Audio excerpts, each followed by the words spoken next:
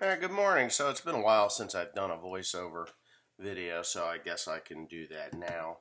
The scenes that you're going to see are from the Duxford Imperial Air Museum and the American Air Museum in England. We were there a little over, that's been a couple of weeks ago now.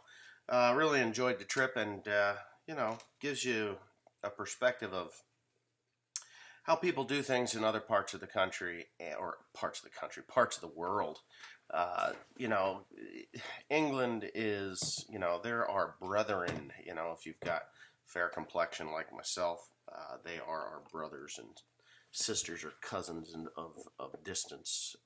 And I really did feel quite at home there. Quite at home there. It was fun. I had a great time. Had a wonderful time. But anyway, so I'm gonna talk about what's going on coming year, and people listen to me and they love to critique me, and it's fine. Criticism is constructive. Criticism is always taken in a positive light on this channel. I hate I hate belligerent assholes. I do confront belligerent assholes on a regular basis, and that's okay. I know it upsets some of my regular viewers and stuff, but that's okay as well.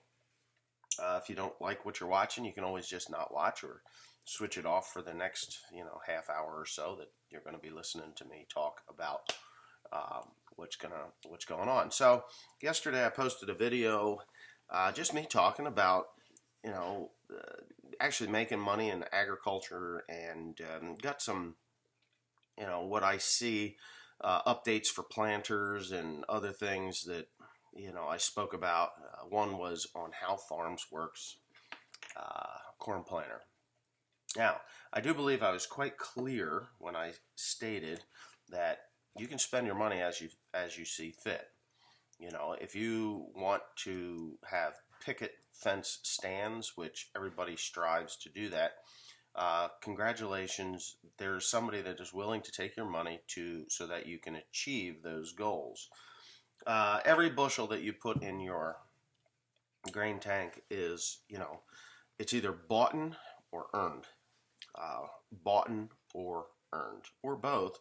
Or, there is this happy medium of technology versus functionality. So, for years, I have watched fellas struggle with the modern corn planters, grain drills, bean drills, wheat drills, whatever you want to call them, whether it's John Deere, Case, or whatever. They spend these astronomical amounts of money on pieces of equipment that are supposed to give you the ultimate in seed placement, emergence, seed placement, seed firming, and emergence, that the best that the world has ever seen. And I'm all for that. I'm all for that. What I don't see in those videos of these guys, they are cussing, swearing, put delayed, just frustrated to no end when it's not working correctly. Now, if you're sitting in your tractor waiting for a technician to come out with a sensor or whatever, to get your $300,000, $400,000, $500,000 corn planter, bean planter, wheat planter, whatever, back in the field running, that's counterproductive, in my opinion. Now, you can call me a jackass, and it's okay. I'm just kind of working myself through this because, I'm back into the grain business. I left it for a few years, but I'm back into the grain business, and I'm happy to be here. I actually am enjoying it quite more than I did before. I think a hiatus of 5 years was well worth it. I learned a lot in there. I learned a lot about diversification and being in a one crop farm, how it can hurt, or it can make you a lot of money or hurt you really bad. We went in many different directions over those 5 years, 6 years, 7 years, from custom straw baling in North Carolina to, just different ways of making hay, different pieces of equipment that we used and tried, to the point where the mushroom growers really don't the realization that mushroom growers, horse people, beef farmers, and dairies, they will rip you off if you allow them. So with that being said, let's get back to the corn planter side of it, because I'm planting the majority of corn. And most people know that I just bought a new to me corn planter that is 30 years old. And there's a lot of people out there who are like, oh my God, why'd you buy that antique piece of equipment? Well, that antique piece of equipment, it's very similar to what they're producing yet today. The row units are a little less heavy as the new ones, but they worked really well for 30 years for the previous owner of this thing. The meters, these are vacuum meters, E-sets by Precision Ag, all of them, and they're all in really good shape. I am going to be building a test stand for these meters and give it a shot, see how I make out with the test stand. Hopefully it all works out okay for that planter. But I did speak about how Farms Works yesterday, and I should have said the rest of the story as well, but about their corn planter. That I don't believe that the updates that they're doing to the planter are going to pay them off. I honestly and wholeheartedly, maybe if they stayed at the same speed that they're planting, there would be less problems, but whatever. It's none of my business, really. I was just making a point that the amount of money that is going into that corn planter, it will take years to see the benefit of it to come back. And is it really worth it? Because if it takes 5 years, and my calculations are that it will take 5 years to get that money back out of those updates. And some of those updates I just don't feel are necessary for any corn planter for that matter. But it's fine.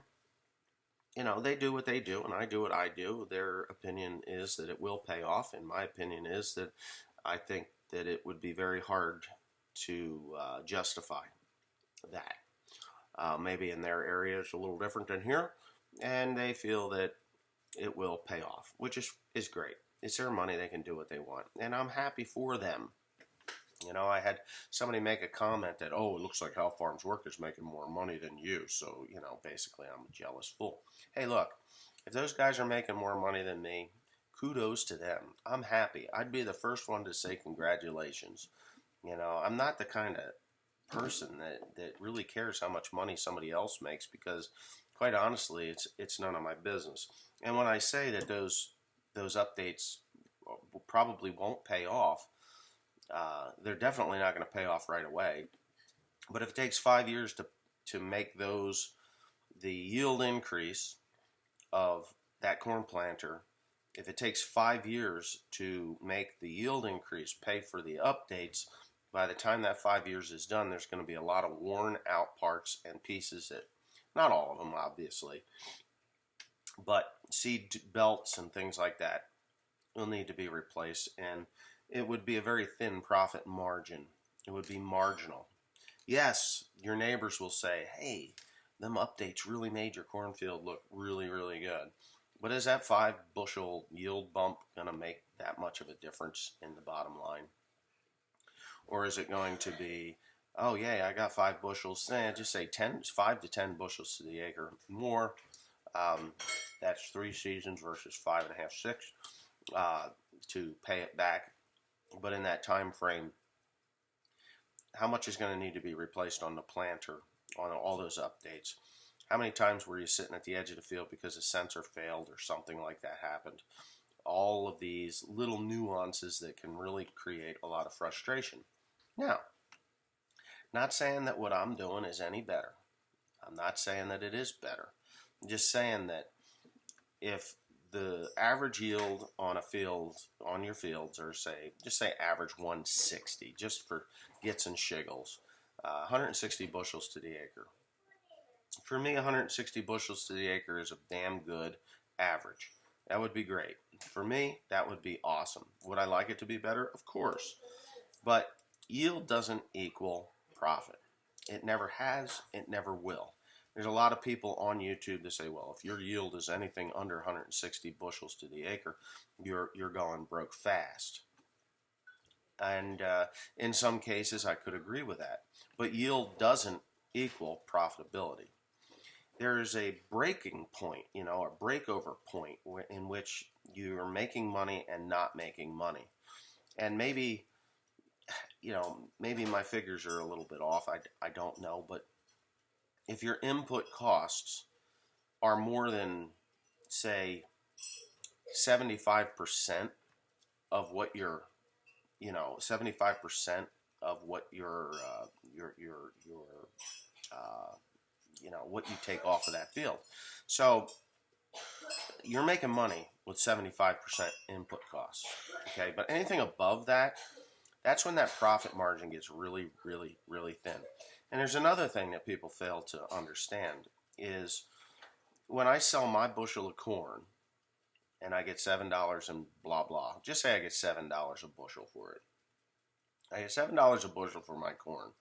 And I'm running, what I'm doing, and I have, say, a 60 to 75% input cost, or cost to, I still have that 25 to 35% return on investment. The minute I start adding crap to that corn planter or yield monitors are very expensive.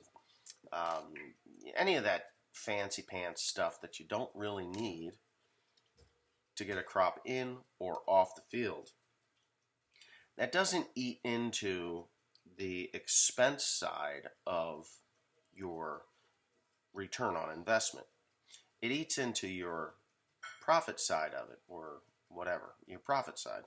A lot of people will just want to run on cash flow. Like, well, my cash flow is $1.2 million. Okay. How much of that were you able to save? How much were you able to reinvest into your farm? And how much were you able to invest in your future, i.e. land or investments, off-farm investments, things like that? There's a lot that people don't really understand about profitability in agriculture. It's tough. Just so everybody knows, it's tough. Now, if your average was 160 bushels to the acre on all your acres, just say you did 1,000 acres of corn, you had 160 bushel average. Everybody's happy with that. You paid your bills, and you put some money in your pocket. You reinvested some. You saved. You took a nice vacation, or you bought a piece of property. Whatever you wanted to do with it. That was, you were happy with it. So there are some people out here that are listening to this and are saying, 160 bushels, you're going broke. Well, you don't have to be going broke.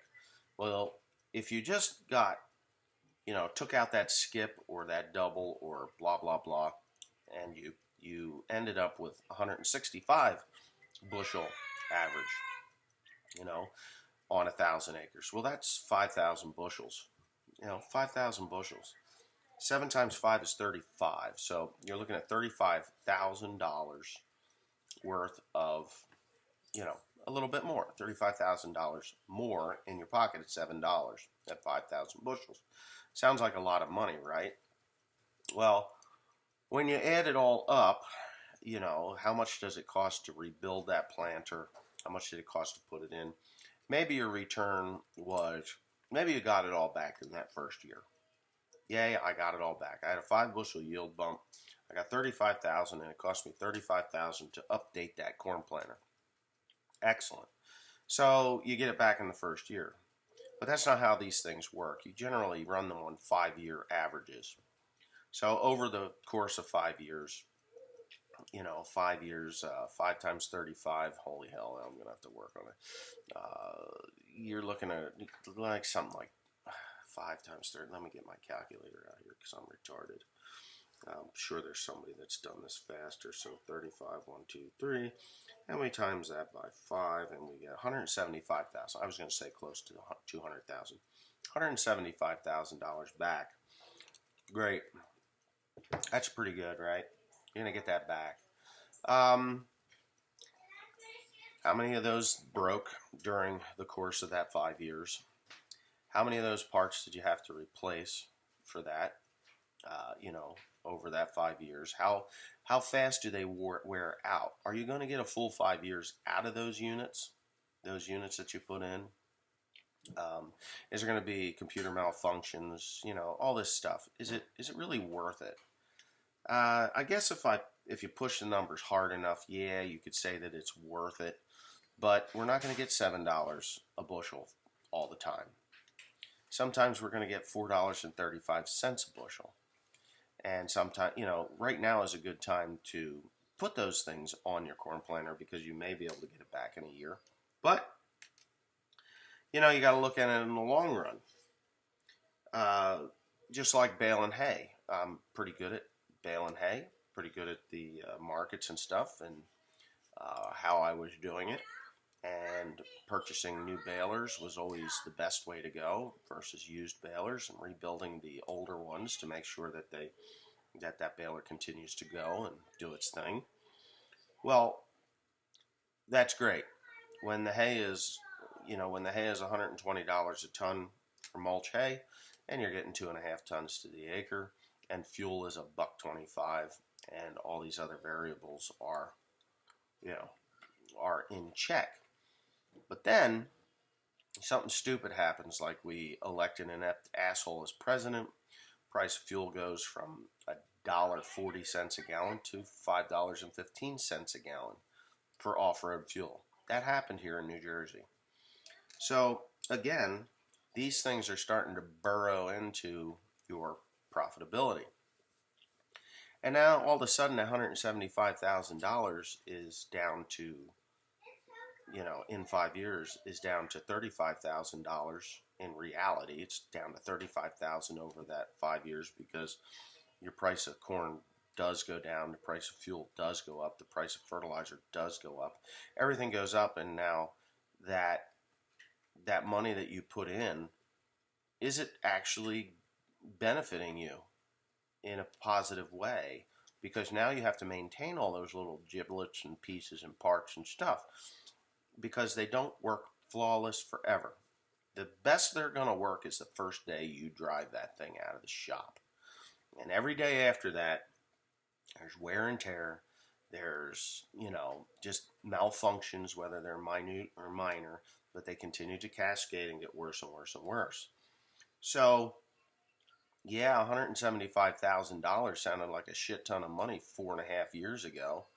But then all of a sudden, you've got to put in another $35,000 into this thing because, you got to hire labor or whatever you're doing, or maybe not even 30. Well, inflation as well.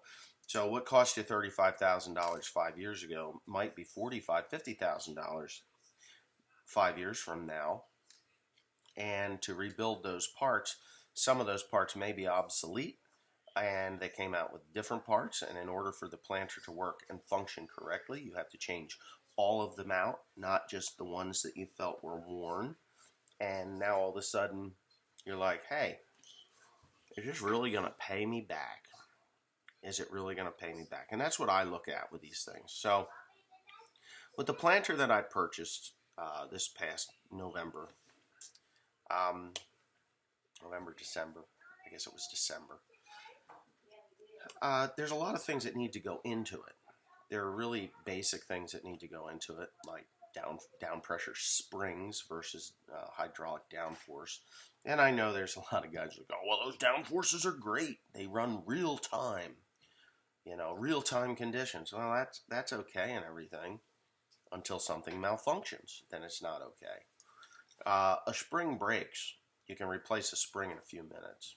When there's a computer malfunction, that means that monitors have to be removed, computer boards have to be tested, and instead of it taking you 15 minutes to change it out, it's not 15 minutes to change it out. It's days to get it figured out. And those are the things that I look at because, I'm old enough to know that, is a 5 bushel bump just for, Is it worth it? You know, at $7, it's worth it. I would agree with that. At $4, it's not worth it. You're losing money. Oops, just dropped something here. But anyways, these are just my opinions, really. You don't have to listen to a thing that I say. You can say, hey, you know, that one lonely farmer, he's just a jealous asshole. I'm just kind of practical. I can go to Shoop catalog, right? The Shoop catalog, and I can buy a lot of disc blades, openers, Keaton seed firmers, and things like that. I can go to all different kinds of different manufacturers that are outside of, say, John Deere, Case International, whatever, Fiat Agri. And I can buy those parts at a discounted price, and they will work as well. Maybe not as long, but they will last. They will work as well. I've always had good luck with Shoop produced products. I've had good luck with actually OEM parts as well. I went into John Deere a few years ago, and I told them that the price that I would pay for Shoop parts versus, you know, can you get close? I'd rather have OEM parts. And do you know they actually matched it? They matched it. They were actually really good. This has been a few years ago, pre-YouTube. And I was quite pleased with that. Ran OEM parts, and it was fine. It was on the 750 grain drill when I bought it back in 2002 or 3. I think I bought it in 2003. But yeah, those are the things that you do. You know, I could have updated my grain drill instead of rebuilding it this past spring. But there's a lot of aftermarket parts that correct problems that drill is known for. And that was an older drill. That grain drill that I have is the first series. So there was a lot of discontinued stuff, and I had to drill things out and weld parts in and make things work the way they were supposed to work. And I did it, and I rebuilt it for $13,000. Not even. It was about $10,000. I completely rebuilt that grain drill. Closing wheels, everything. Seed discs, boots, bearings, you name it. I did it. You saw it online. That was last March. So when I did that, I had a lot of people like, "What? Why are you wasting your time with that? You need to go out and buy a brand new one." Well, a brand new one was over $80,000, right? And the trade-in value of my 750 was a couple $1,000. It was scrap. That's what they would have gave me for it. Scrap price. Yes, ladies and gentlemen, that's the value of that 750 drill, was scrap price. Kind of a shame, because I felt that it's, you know, those things are pretty well bulletproof, and they've planted soybeans, wheat, barley, rye, oats, whatever you wanted to plant for the last, since the 80s. I think some 87 or 88 was the first that those came out. Mine just so happens to be, I think, a 1990 or 91. I think. I'm not even sure. It's 1100. I think it's the 1101st or something like that built. I saved a bunch of money, planted a crop, made money on it. If I'd have bought that $80,000 drill, I wouldn't have made money on it. It wouldn't have happened. There wasn't enough meat left on the bone. The updates and upgrades that I'd done I was quite pleased with, and my wife ran the drill, and life was good. You know, had my share of problems through weather and other things, herbicide screw-ups. But yeah, there you go. So I'm not being down on anybody for putting those updates and upgrades into their corn planters and grain drills and things like that. I'm just trying to enlighten some people that are out here watching that you really don't need to do that to become profitable. It's like, if you follow the fertilizer plant's recommendations, you know, they will sell you the maximum amount of... Okay, I'll be down. Give me a minute. They will sell you the maximum amount of herbicide, the maximum amount of nitrogen, the maximum amount of phosphate, the maximum amount of potash, the maximum amount of... above the maximum amount of lime. They will sell you everything that you would be willing to purchase. Is it necessary? Is it necessary? That's called buying a yield. So, and what I've preached on here in the last year or so is that you don't need to have that high yield number to be profitable. Check your soils, check your pHs. Probably the most overlooked in this area is soil pH. With a low soil pH, the life in your soil is severely inhibited. Severely inhibited. So, what you can get away with say, $40 worth of lime to the acre, if you apply, will pay you back more than that extra 200 pounds of 12-24-24. You know what I'm saying? Because your microbes will be working and you will be utilizing more of that commercial product that you purchased, more of that product that you purchased than you would if you just allowed your pHs to go linger at 6, 5.9, 6 to 6.2. Yeah, lingering there. If you put $40 worth of lime on, or even $20 worth of lime on, $20 worth of lime would allow you to reduce the inputs of commercial fertilizer because it will allow them to work better. So instead of putting $100 or let's say $75 worth of fertilizer down, you can reduce that fertilizer input by $75 by adding $20. So for $55, you save $55. Save $55 on 1,000 acres is $55,000. $55,000 that didn't have to go to somebody else, and the benefit is long term. It's not short term.